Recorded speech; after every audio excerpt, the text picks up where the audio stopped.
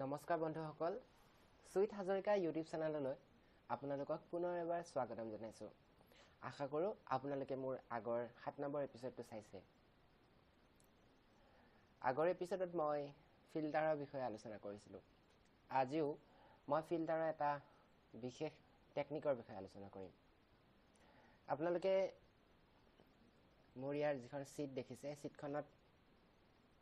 আপোনালোকে তিনিটা ডাটা দেখা পাইছে ইয়াতে মোবাইল ৰিচাৰ্জ এমাউন্ট আৰু মান্থ ইয়াত মই জিও এয়াৰটেল আৰু বিএসএনএলত কিমান ৰিচাৰ্জ কৰো ইয়াৰ এটা ডিটেইল দিয়া আছে এতিয়া ধৰি লওক আপোনালোকে ইয়াত ফিল্টাৰ ব্যৱহাৰ কৰিলে ফিল্টাৰ ব্যৱহাৰ কৰাৰ লগে লগে আপোনালোকে যোনটো মাহৰ বা যোনটো provider network provider আপুনি details লব বিচাৰে আপোনালোকে আগৰ ভিডিওটো চাইছে গম পাব যে যেটো আমি সিলেক্ট কৰিম হেতু আমাৰ আহিব ধৰক আমি অকল জিও ললো জিও আহিলে কিন্তু ইয়াত এটা কথা থাকে যদি আমি ইয়াৰ এমাউন্টটো লিও টোটাল এমাউন্টটো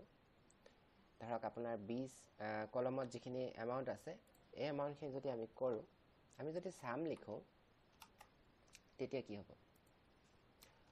সাম আমি লিখিলে আপোনালোকে আগৰ ভিডিও চালে গম পাব যোগ কেনেকৈ কৰে তো সাম লিখাৰ লগে লগে আমাৰ টোটালটো আহিব টোটালটো আহিছে আপোনাৰ 2481 টকা কিন্তু এতিয়া আমি যদি ফিল্টাৰ কৰি দিও ইয়াক ধৰক আপোনাৰ জিওটো ফিল্টাৰ কৰি দিলো কিন্তু আমাৰ এমাউন্টটো কি নহল যোগফলটো খেলিমেলি হৈ গল অৰ্থাৎ আপোনালোকে এতিয়া স্ক্ৰিনত যিখিনি নাম্বাৰ দেখি আছে সেই নাম্বাৰখিনি যোগফল কিন্তু ইয়াতকৈ কম হয় গতিকে এই সমস্যাটো আপোনালোকে কেনে ধৰণে সমাধান কৰিব ইয়াৰ কাৰণে আপোনালোকে এটা বেলেগ ফৰ্মুলা ব্যৱহাৰ কৰিব লাগিব যেটো আমি সাবটোটাল বুলি কওঁ SUBTOTAL সাবটোটাল সমানচিন সাবটোটাল সাবটোটাল দিয়াৰ লগে লগে ইয়াত কিছুমান নাম্বাৰস দিয়া আছে a মানে হল এভাৰেজ 1 মানে এভাৰেজ 2 মানে কাউন্ট 3 কাউন্টাৰ এনেকে দিয়া আছে কিন্তু আমাক এতিয়া কি লাগে সাম লাগে গতিকে আমি লিখিব লাগিব 9 লিখিলো কমা এটা আপোনালোকে ৰেঞ্জটো সিলেক্ট কৰিব B1 ৰ পৰা B2 আছে এটা B2 ৰ পৰা B13 লৈ সিলেক্ট কৰিব তাৰ পিছত সৰু বন্ধনী ক্লোজ কৰিব এন্টাৰ প্ৰেছ কৰিব এতিয়া আপোনালোকৰ আগৰ এমাউন্টটো আহিলে 2481 এতিয়া আগৰ এমাউন্টটো অহাৰ লগে লগে আপোনালোকে যদি ফিল্টাৰ কৰিব খোজে তেতিয়া চাব এমাউন্টটো সলনি হৈ যাব ধৰক এতিয়া মই ফিল্টাৰ কৰিম বিএসএনএল আৰু এয়াৰটেল জিওটো থাকিলে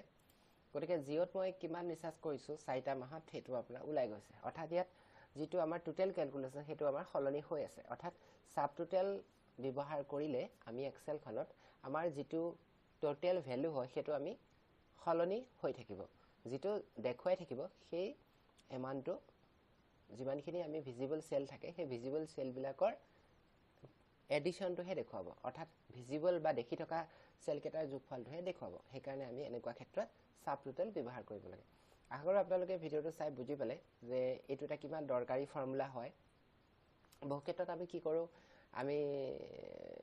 সিলেক্ট কৰি যাও ধৰক জিওটো সিলেক্ট কৰিলো এয়াৰটেলটো সিলেক্ট কৰিলো সো হেতু এটা বহুত কমপ্লিকেটেড বা জটিল প্ৰক্ৰিয়া হৈ পৰিব আৰু এটো সময়ৰ বহুত প্ৰয়োজন হ'ব আৰু এই প্ৰক্ৰিয়াত ভুল হোৱাৰ সম্ভাৱনা থাকে গতিকে এনেকুৱা নহবৰ কাৰণে আমি ফিল্টাৰ ব্যৱহাৰ কৰাৰ লগে লগে সাবটোটাল ব্যৱহাৰ কৰিব পাৰো আখৰ এই ভিডিওটো আপোনাক যথেষ্টখিনি উপকাৰ কৰিব যেতিয়া আপুনি অফিচিয়েল ওয়াৰ্ক কৰি থাকিব বহুত জটিল ক্যালকুলেশনস বিলাক থাকিব গতিকে এনে ক্ষেত্ৰত আপোনাৰ এই ফৰ্মুলাটোৱে যথেষ্ট সহায় কৰিব বুলি মই আশা ৰাখিছো আৰু এনে ধৰণৰ ভিডিওবোৰ চাই থাকিবলৈ কাৰণে আপুনি মোৰ চেনেলটো সাবস্ক্ৰাইব কৰিব পাৰে আৰু লগতে থকা বেল আইকনটো দবাই থব পাৰে যাতে নতুন ভিডিও দি থাকিলে আপুনি সময়মতে মোৰ ভিডিওবোৰ পাই থাকে আৰু আহকচোন আমি নিজৰ লগতে আমাৰ বন্ধুবৰ্গকো অসমীয়াত এক্সেল শিকিবৰ কাৰণে সহায় কৰো অকল এক্সেলে নহয় মোৰ এটো চেনেলত কম্পিউটাৰৰ সকলো শিক্ষা মই যিমানখিনি জানো গোটেইখিনি দিবলৈ চেষ্টা কৰিম তাৰ কাৰণে মোৰ কিছু সময়ৰ প্ৰয়োজন হ'ব কিন্তু মই সদায় পৰ্যায়ক্ৰমে এই ভিডিওবোৰ দি যাবলৈ চেষ্টা কৰিম আপোনালোকক মই সম্পূৰ্ণ অসমীয়াত